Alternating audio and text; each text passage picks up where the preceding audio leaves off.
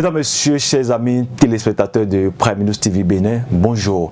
On démarre cette présentation de la une des journaux de ce lundi 26 juillet 2021 par le décès de l'ancienne première dame du Bénin, Rosine Vieira Soglo.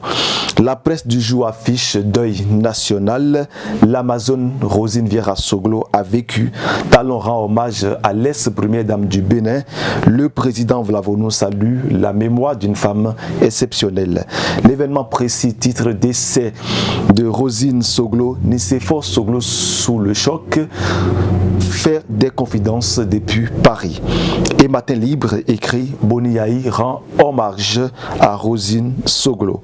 Journée fédérale de bloc républicain dans le plateau, le démocrate Info informe que les activités d'installation des structures décentralisées sont relancées. Dynamisme Info met à sa une Sylvie Deschacus élue aussitôt débarquée.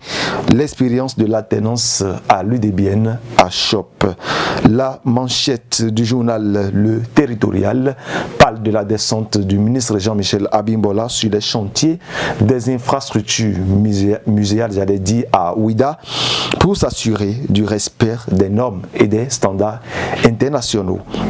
Célébration du 61e anniversaire de l'indépendance du Bénin par l'Union progressiste. Le leader du jour renseigne que les conférences de l'Union s'ouvrent demain mardi au palais des congrès de Cotonou.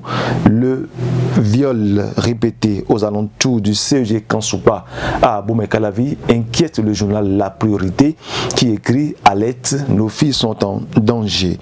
Blessé lors des manifestations violentes survenues à Banté en période électorale présidentielle d'avril dernier, un des militaires atteint par balle entre la vie et la mort à l'hôpital d'instruction des armées Kangezo de Cotonou, nous informe le journal Le Pays Émergent.